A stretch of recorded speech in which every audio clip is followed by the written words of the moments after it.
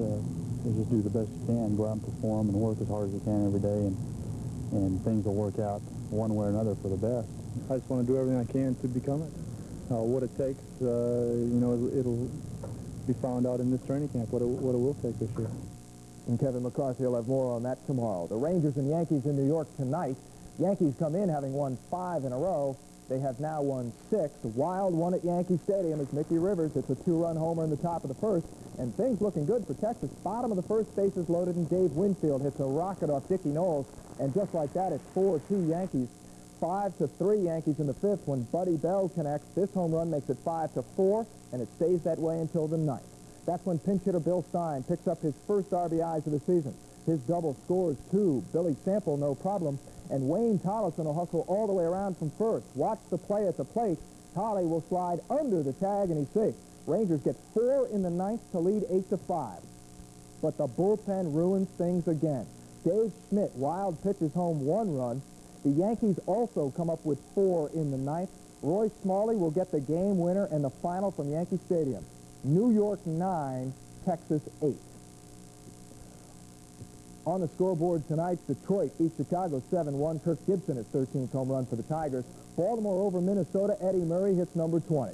Kansas City beats Cleveland 3-1. Steve Balboni a home run for the Royals. Toronto, California scoreless in the 2nd inning. Milwaukee out in front of Seattle in the 1st. National League, Mets leading the Astros 10-2 in the 8th inning. Montreal beats Atlanta 3-1. Jerry Royster had a home run. Mike Marshall hits one for the Dodgers, but they lose to Pittsburgh 4-1. Philadelphia beats Cincinnati 7-2. The final there. Dave Schmidt had a home run for Philly. San Francisco out in front of the Cardinals in the 7th inning, and this afternoon the Padres shut out Chicago 4-0. And Barbara, we will have more tomorrow from Thousand Oaks as the quarterback controversy heats up, and of course the receivers have reported out there without the likes of Drew Pearson and others like Billy Joe Dupree. Butch Johnson traded, so that's another story we'll follow tomorrow. But, Paul, what are we going to do about the Rangers? It's Cowboy season, Barbara. If they don't start winning, it's really Cowboy season. Okay, thank you. We'll see you tomorrow. Okay, Paul. With all the hoopla surrounding Walter Mondale and the Democrats in San Francisco, people outside the city hardly noticed another torchbearer just a few blocks away. But for people living in the city by the bay, the arrival of the Olympic torch was indeed big news. Thousands of San Franciscans jammed the streets for a chance to see the torch. They virtually ignored the Democratic spectacle just down the street. It's just not really the greatest thing in the world, but the Olympic Games are pretty interesting. Why are you here rather than there? Probably because I'm a Republican. The torch should arrive in Los Angeles by the end of next week, just in time for the Summer Games. Barbara? Tomorrow is Tuesday, the 17th day of July. The Greater Dallas Planning Council will meet to discuss the city's economic future at noon. Country star George Strait will perform at Starfest, and legendary screen star James Cagney will celebrate his 85th birthday. Wayne? Barbara, while the folks out in San Francisco are suffering through unseasonably warm 80-degree weather, we're going to have normal weather for us tomorrow. That means highs about 100, partly cloudy, and just a 20% chance of rain. Jose? Okay, Wayne. Historically, the Texas delegation has wielded a great deal of power at the Democratic National Convention. Almost every Democratic nominee of the past conventions have had the support of the Lone Star State. But there are a few exceptions. Clarice Tinsley reports from San Francisco on the voting record of the Texas delegation. In the past, Texans tended to back the man who later won the party nomination. The convention of 1980 saw the endorsement of President Jimmy Carter with 108 delegate votes from Texas. In 1976, it was literally a Carter sweep, getting 124 Texas delegates on his side. In 1972, Texans again went with the party favorites. In a crowded field, McGovern pulled out 54 Lone Star State votes. At the battle-scarred 1968 convention, 2 Texas delegations went to Chicago, but only 1 was seated. Members there cast 100.5 Texas votes for nominee Hubert Humphrey. But the last members of the Texas delegation that struck their independence were at the 1956 and 1960 conventions. The entire group voted for native son Lyndon Johnson. It was only in '64 that the rest of the nation followed the choice of Texas and voted LBJ to be the Democratic nominee. Well, of the 200 Texas delegates in San Francisco this week, 94 are Mondale supporters, and many of the 31 unpledged delegates are expected to increase that margin. Gary Hart has 40 delegates, and Jesse Jackson trails with 35 Texas delegates. I understand we're going to check back in with Clarice out in San Francisco. Clarice. Barbara, just back with one final comment. Channel 4 News coverage of the Texas delegation at the Democratic National Convention will continue tomorrow live at 5, 6, and 10. And the convention here has ended on this first day. Jose and Barbara, back to you. Okay, we'll see you tomorrow, Clarice. Goodbye. Okay. And with that, we're going to wrap up this Monday night edition of News 4 at 10. Thanks for starting your week with us. We'll see you tomorrow. Good night. Good night, everybody.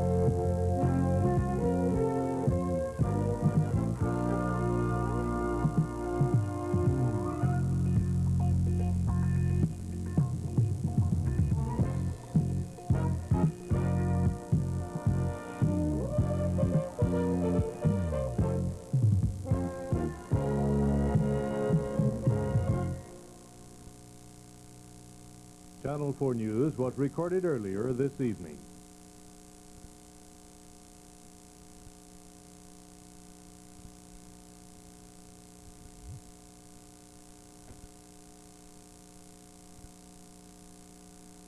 Channel 4, KDFW TV, Dallas-Fort Worth.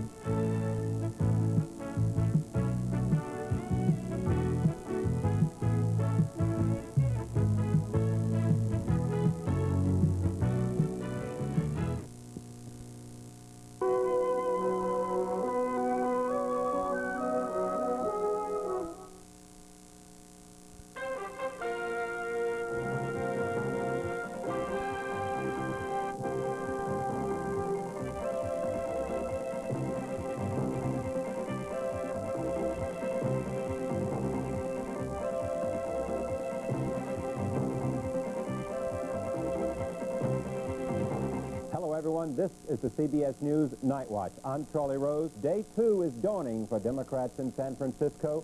While the delegates move closer to choosing their party's presidential nominee, perhaps there are questions or comments you'd like to offer. You'll get that chance in just a few minutes, a chance to talk to Jim Fallows and Congressman Mo Udall. Later, a subject still generating much controversy, nuclear power. And also, we'll see how some boxers are getting their kicks on the canvas. But first, Lark McCarthy is here with the news this Tuesday morning. Lark? Good morning, Charlie, and good morning. Walter Mondale won a pledge of cooperation Monday night from his two chief rivals in the Democratic Party. The promise came at a summit with Gary Hart and Jesse Jackson at the party's convention in San Francisco. New York Governor Mario Cuomo delivered a rousing keynote address that strongly denounced the Reagan administration.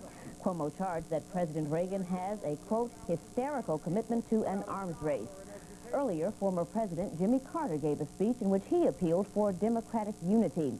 He recalled the words he used 8 years ago to sound the same theme at the convention that first nominated him for president.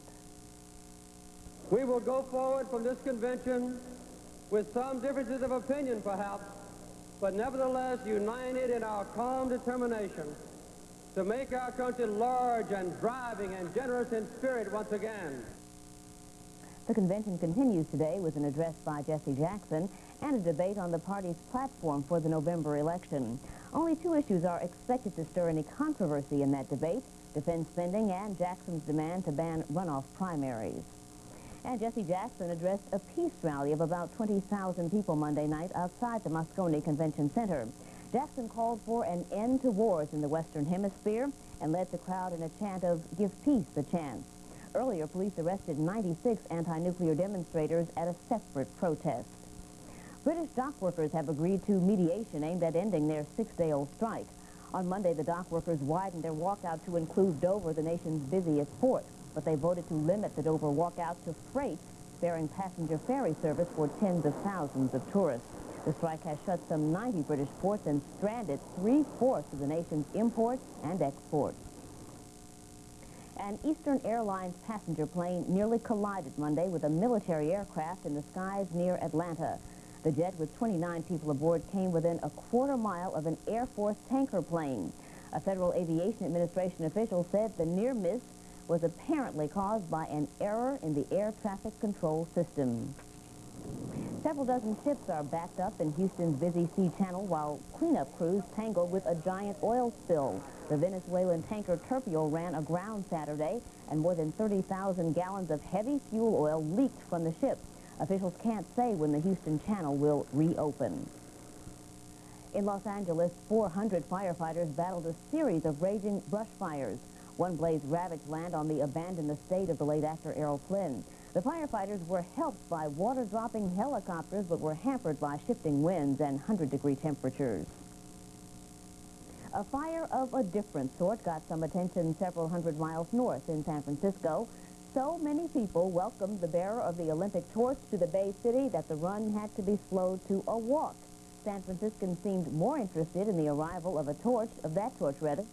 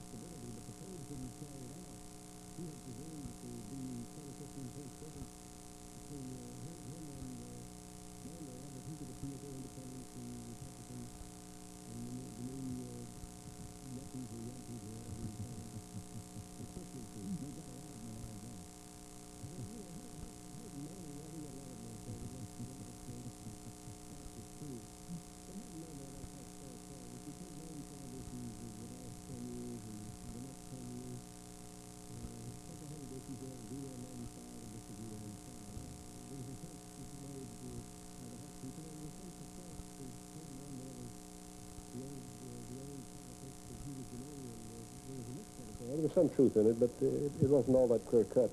Jim Fallows, so we'll try to fix that feedback. Congressman, isn't there, just to follow up on that, isn't there a little more of a difference between what Mondale and Hart stand for than that 5 issues out of 100 would suggest? I'm thinking especially of the way each of them handled the labor union issue during the campaign, where the unions were Mondale's greatest and sometimes only friends, and they were, for the first few months of the campaign, the main enemies of the Hart campaign. And Hart was running against labor as a symbol of the Democratic Party being unwilling to say no to anybody.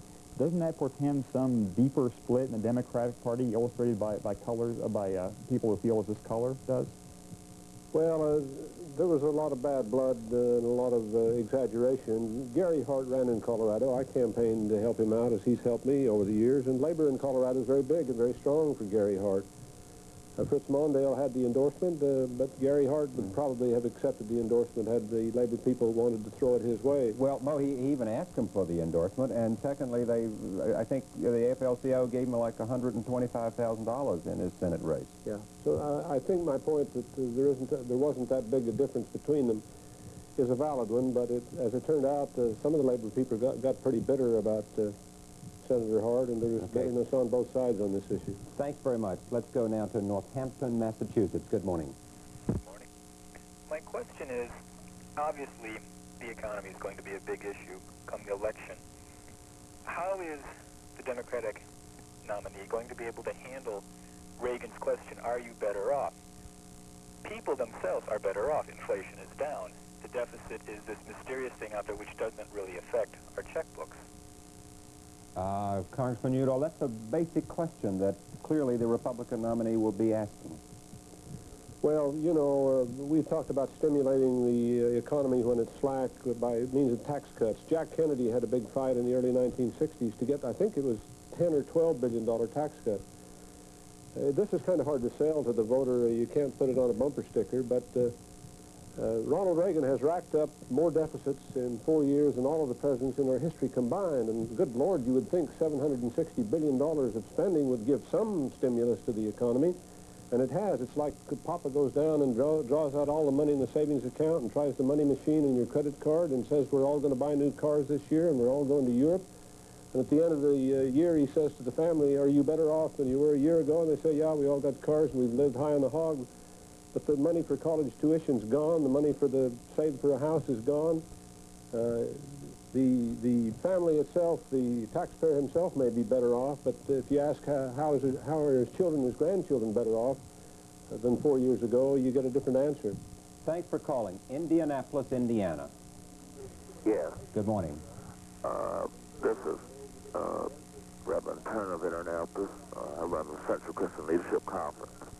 And my question to Congressman Udall is, does the Democrat Party or the National Committee have any strategy for pulling or attempting to pull the vote from the southern states? I was thinking it would have been more helpful to have a governor or a senator or a congressman from one of those that's a good question. heavily populated electoral college southern states as a vice presidential candidate running mate so that we can pull that vote, because it's very necessary that we have it in order to win the electoral college.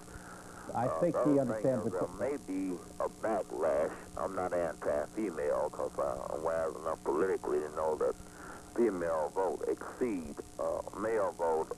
Not only does it exceed it, but participation politically exceeds male. Now, but if there is a... Okay. Thanks very much for calling Indianapolis. Congressman Udall, should he put a... You heard the question. Well, it's academic now, but Walter Mondale had 2 or 3 ways to go. The Democrats have never won unless they've carried some southern states in modern times. I think that's almost a solid rule, and clearly we've got to do better down there. That's what this Burt Lance controversy in part was about, was Mondale's judgment that Lance could help get the confidence of moderate Southerners and that we could win some of the southern states. But he had his choice of, do you go with a woman? He made that choice, and you gain some and you lose some. You only have one vice president to give. That means you don't give it to the South. The second choice was to go south, and I think he weighed that pretty heavily. And the third choice was to combine the Hart new politics people, new ideas people, the younger, independent, upwardly mobile people, with Fritz Mondale's appeal to the labor unions and teachers and ethnics and minorities and the traditional Democratic constituency. So I think it's true that we've got to make a real effort in the South, but you can't use that vice presidential card for more than one purpose, and he made his choice. Well said. We'll be right back as Nightwatch continues with Jim Fallows and Congressman Mo Udall. Stay with us.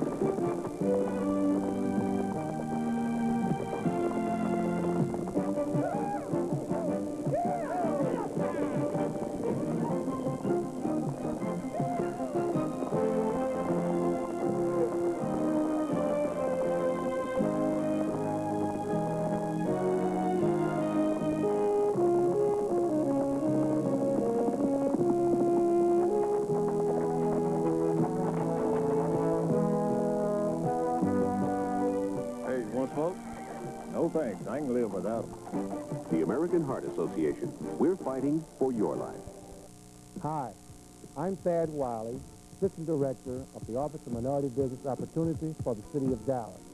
The City of Dallas has established goals to substantially increase the participation of minority business in contracts awarded by the city. Please call the Office of Minority Business Opportunity at 670-3346 for information regarding the City of Dallas Minority Business Enterprise Program. Are you looking for a place where there's friendship and fun in a warm summer sun? With moments and memories when each day is done. Where there's horses and swimming, water blobs and canoes, riflery, archery, and lots of good food too. With hayrides and campfires, sunsets and songs, handicrafts and hugs, and knowing you belong. We'll get things together and don't miss your chance. It's happening this summer, all at Sky Ranch. Call the area code 214 operator in East Texas and ask for Sky Ranch's summer camp phone number. If you're a guy about to turn 18, you've got to register with Selective Service. Just go down to your local post office and fill out a card.